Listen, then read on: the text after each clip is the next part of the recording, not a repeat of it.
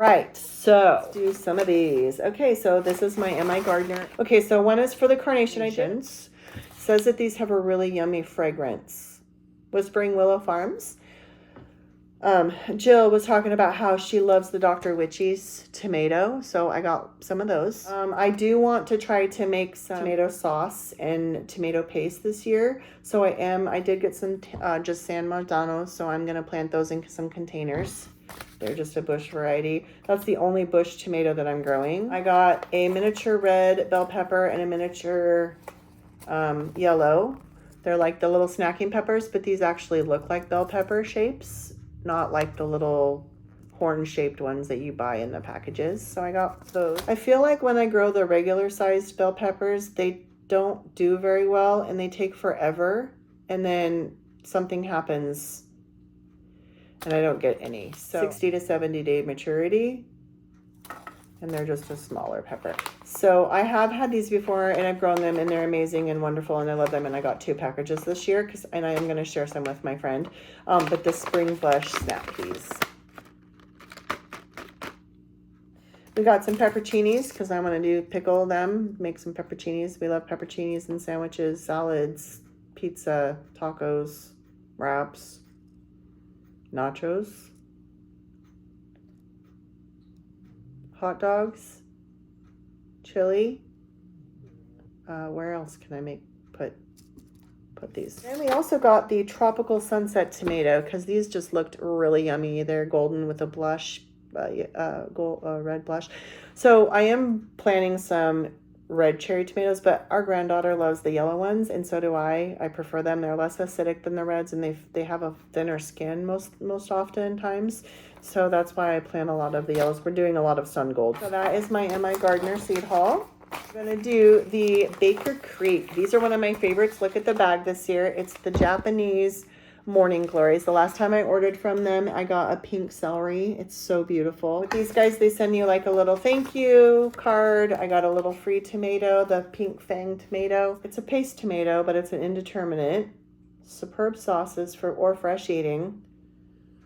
It says it's good for paste or marinara. So these might be fun. Maybe I'll do 1 or 2 of these. I don't need 2. I have to stick with 1 plant of each and just deal with it. That's my stern talking to myself voice. These might be interesting to try for some like fresh marinara, like or even like maybe some gazpacho. That might be fun.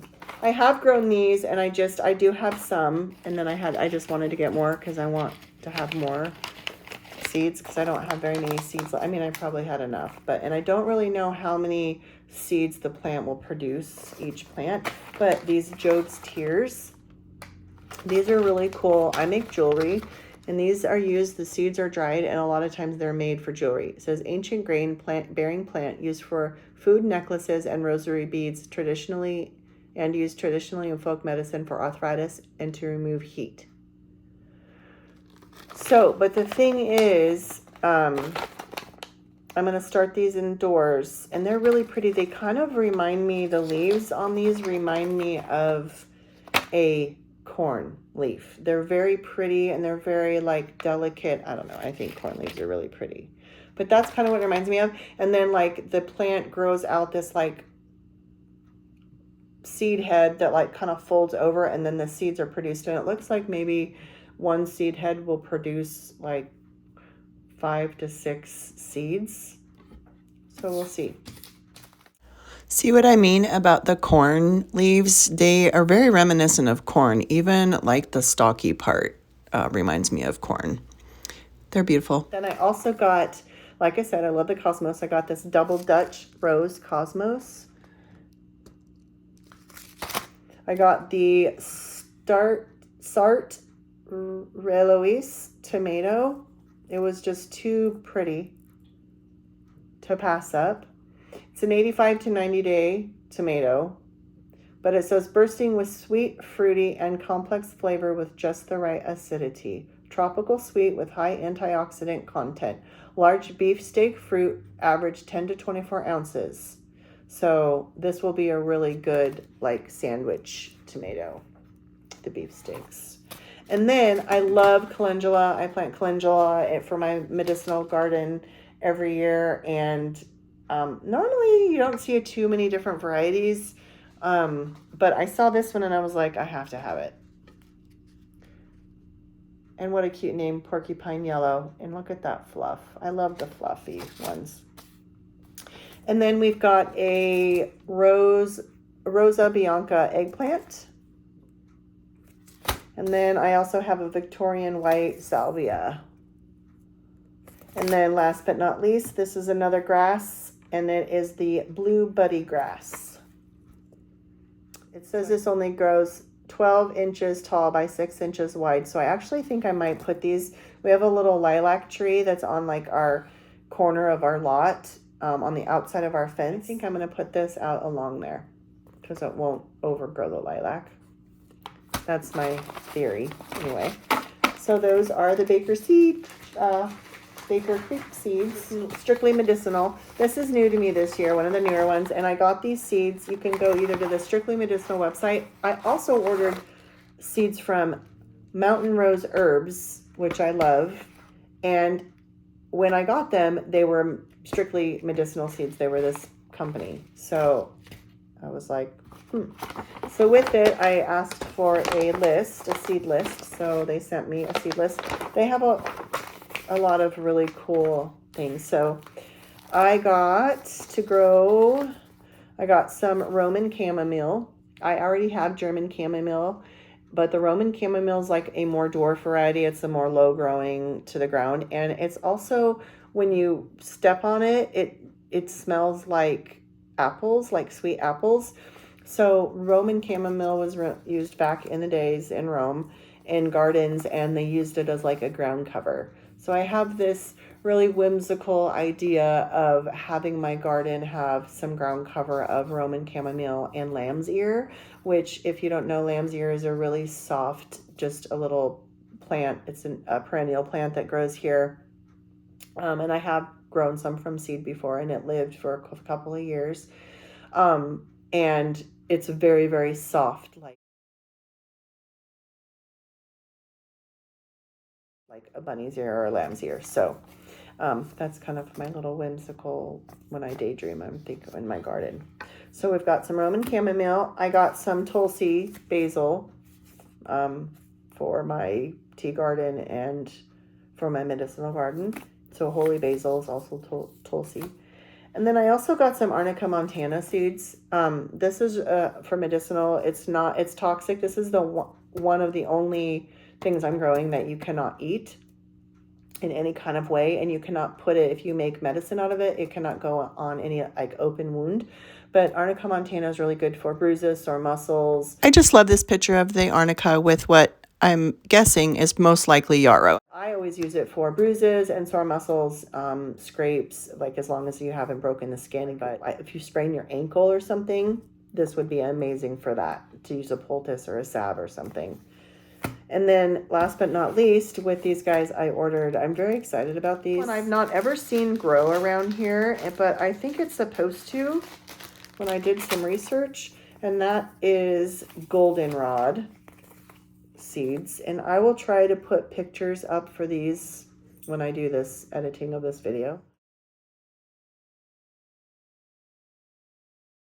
because goldenrod is really good for allergies, and I have horrible allergies. Some of these are going to have to planted in containers, like the goldenrod, because it's a rhizome, a perennial, so it's going to grow under the ground and produce rhizomes and kind of get bigger and bigger and bigger. So if you don't want that to happen, put it in a container. And then the second one will do the same thing, and so it's going to go in a container. But I'm super excited. It's sweetgrass. I'd love to be able to grow my own sweetgrass, or to burn it and use for offering, and also to braid and have a braid of sweetgrass. I believe you can also make baskets with the sweetgrass reeds. This is actually one, though, that it is hardy to zones 3 to 7. I'm in 6B, 7A, but I am going to have to overwinter. So my plan with the sweetgrass is I'm going to sow it in the fall, this fall, and have it overwinter outside, so that hopefully it will come up in the summer, spring, summer. It needs to have a good long overwinter period.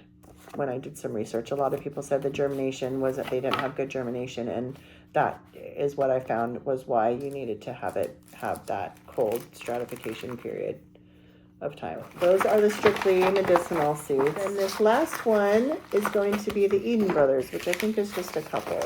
So I got this because, again, I was looking for a specific native plant to my area. Like everyone has like an ecological extension wherever you live, that they probably have a website and you can look up, and it has like all the native plants to your area where you would do like a master gardening program, like all that kind of stuff.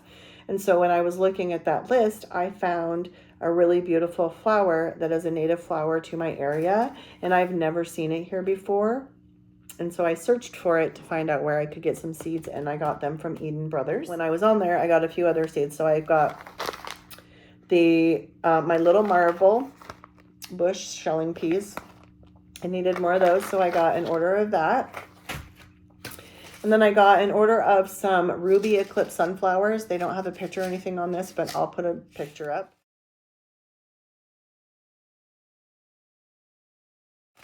These are absolutely beautiful, and I don't think I've ever seen anything like them. So I got them.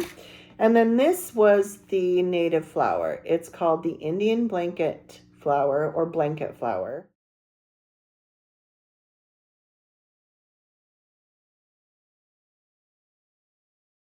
And it's absolutely beautiful, and it is native to the Pacific Northwest I'm in Eastern Washington. So I am growing that.